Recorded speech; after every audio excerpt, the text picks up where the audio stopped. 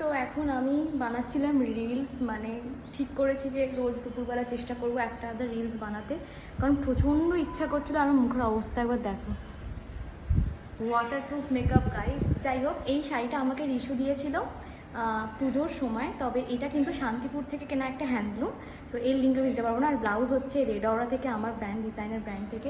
আমি এই ভিডিওটা কেন তোমাদের বানাচ্ছি লিটারালি জানি না। সকালে আমি কাজের জন্য বেরিয়েছিলাম, তারপর বাড়ি এসে লাঞ্চ করি আমি চলে এসেছি রিলস বানাতে, একদম কোনো দেরি করিনি। আর এই লুকটা যদি তোমাদের ভালো লাগে তাহলে তুমি যদি টিউটোরিয়াল দিতে বলো, আমি ডেফিনেটলি তোমাদের সাথে ছোট্টখাটো টিউটোরিয়াল শেয়ার করে দেবো। অ্যান্ড তোমরা অবশ্যই জানিও, বিকজ আমি টিউটোরিয়ালটা শ্যুট করিনি।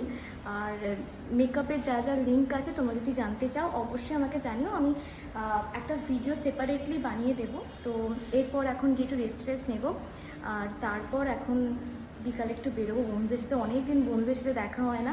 তো এই ছিল আজকে আমার লুক। আর এই চুড়িগুলো না কাঁচের, খুব সুন্দর। আমি আমাদের এখানে বাঁকা মার্কেট থেকে নিয়েছিলাম, ভীষণ ভীষণ সুন্দর। মানে অনেকগুলো চুড়ি নিয়েছিলাম, অর্ধেক তো ভেঙেই গেছে। প্রায় 45 করে 2 হাতে নিয়েছিলাম, মাত্র 50 টাকা দাম নিয়েছিল। মানে মানে এখানে এত চিপ কাঁচের চুড়ি। যাই হোক, আজকের লুকটা কেমন লেগেছে অবশ্যই আমাকে জানিও। তো চলো ব্লগটা কন্টিনিউ করা যাক। তারপর আমি ট্রাইপডটা নিয়ে আস্তে আস্তে নিচে নামছিলাম। আর আমার ট্রাইপডে না সব সময় এই ছোট্ট কিউট স্নোম্যানটা ঝোলানো থাকে, আমি জানি না কেন ঝুলিয়ে রেখেছি, বাট আমার খুব ভালো লাগে। তারপর বিকেলবেলা চলে গেছিলাম আমাদের রামতলা স্টেশনের কাছে, বিকজ এখানেই সমস্ত বন্ধুরা আমরা একসাথে হব। সমস্ত মানে খুব অল্পই বন্ধু আমার ফ্রেন্ড সার্কেলে। আর আমরা সবাই মিলে গেছিলাম মিয়ামোরেতে, কারণ আজকে ছিল সৌম্যদীপের জন্মদিন। আর এখানে আমরা ডিসকাস করছিলাম ঠিক কেকের ওপর কী নামটা লেখা যায়। আর আমি আর আফতাব বলছিলাম যে আমরা অলরেডি জানি আমরা কি নাম লিখবো। তো এখানে অনেক রকমের মিয়ামোরেতে কেকের অপশানস ছিল, মানে যদিও অনেকটা সন্ধেবেলা হয়ে গেছিলো তারপরেও দেখলাম যে বেশ ভালো অপশানস আছে। তো আমরা ধীরে সুস্থে ছোটোখাটো কেক ডিসাইড করছিলাম, বিকজ আমরা মোটামুটি 5 জনই আছি অলওয়েজ। তো এখানে খুব স্পেশাল একটা নাম ওর জন্য লেখা হয়েছিল, তোমরা দেখতেই পাবে, আমি আর আলাদাভাবে কিছু বললাম না। তারপর ফাইনালি সেই সময়টা যখন কেকটাকে আনবক্সিং করা হচ্ছে। আর এই হচ্ছে আজকে আমাদের বার্থডে বয়, মানে সৌম্যদীপের জন্মদিন ছিল বলেইছি সেদিনকে। আর এখানে খুব সুন্দর করে কেকটা আফতাবই আনবক্সিং করছিল। কেকটা ভীষণ সুন্দর কেটেছিল। মিয়ামোরের কেক নিয়ে আমার আলাদাভাবে কোনোদিনই কোনো কিছু বলার নেই, মানে আমার ভীষণ ভালো লাগে। হ্যাঁ 1 মিনিটের দেওয়া যায়, নতুন আপডেট দিয়েছে। হ্যাঁ দেখ, কেকটা পছন্দ তো? এই মা তাহলে মক্কাল আমি মদ খাই একই colour.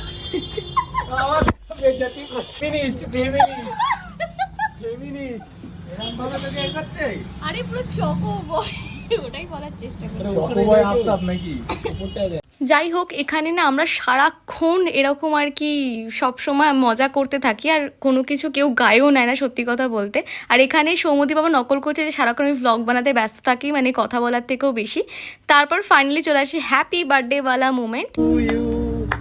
Happy birthday to you. আরে আইফোনটা দিয়ে কাটবে, হ্যাপি বার্থডে। যাই হোক, সুন্দর করে বার্থডে সেলিব্রেশন করার পর এক এক করে সবাইকে কেক খাইয়ে দিচ্ছিল। ফার্স্টেই ছিলাম আমি, তারপরেই ছিল ঋত্বিক, তারপরেই ছিল আমার মানে সৌম্যদূতি, আর তার লাস্টে ছিল আফতাব। সারাদিনে সবার ব্যস্ততার মাঝেও সবাই মিলে আমরা ডিসাইড করেছিলাম আজকে 3টা আমরা দেখা করে সৌম্যদীপের কেক কাটাটা তো ম্যান্ডেটারি হবে। কিন্তু বিশ্বাস করো, আমি আমার জন্মদিনে মানে কি বলবো, আমরা কেউ কেক তো নষ্ট করি না, বাট এরা কেকের ক্রিমগুলোকে নষ্ট করতে প্রচণ্ড ভালোবাসে। তো মানে ওর জন্মদিনের মুখে কেক মাখাবেন এটা হতেই পারে না। মানে সব থেকে যদি কেউ পাগল হয়ে থাকে আমাদের গ্রুপের মধ্যে, সেটা হচ্ছে আমি বাদে আর কি, সেটা হচ্ছে সৌম্যদীপ। তো ওই শুরু করলো ফার্স্টে কেক মাখানোর ব্যাপারটা, বাট ও যে শুরু করেছে সেটার পর তো থামার কোনো জায়গায় ছিল না। এখানে ঋত্বিক খুব সুন্দর করে মুখের মধ্যে একদম ফেস প্যাক মাখিয়ে দিচ্ছিল কেকের। আর যাই হোক, তারপর এক একে সবার পালা ছিল, তারপর এক এক করে সবাইকে কেক মাখানো হয়েছে। মানে লাস্টে আমার অবস্থাটা খালি আমি দেখাবো, কারণ আমি এদের সাথে পারি না শক্তিতে, তবু আফতাব পেরে গেছিলো বলে আফতাবের গালে কম লাগানো হয়েছিল। বাট আমি এদের শক্তির সাথে কখনোই পারি না। জাস্ট আমার হালটা একবার দেখো, আমার চুলে পর্যন্ত ক্রিম মাখিয়ে দিয়েছে। তারপর আর কি মুখটা ভালো করে ধুয়ে বাড়ি চলে এসেছিলাম। আর বাড়িতে দেখছিলাম মা বানাচ্ছে এগ তড়কা। আর মা কিছু বানালে, মানে আমি যদি বাইরে তখন চলে আসি প্রসেসিংয়ের টাইমে, তো মা আমাকে একটু টেস্ট করতে দেয়। বাট এত গরম ছিল তরকাটা, মানে আমি খেতেই আমার মুখটা পুরো জ্বলে যাচ্ছিলো লিটারেলি। তো আজকের দিনটা এভাবেই খুব সিম্পলভাবে আমার কেটে গেছে। তো রাত্রেবেলা প্রচণ্ড সেদিন বৃষ্টি হয়েছিল, মানে হঠাৎ করে। আজকের ব্লগটা কেমন হলো অবশ্যই জানিও। টাটা, বাই।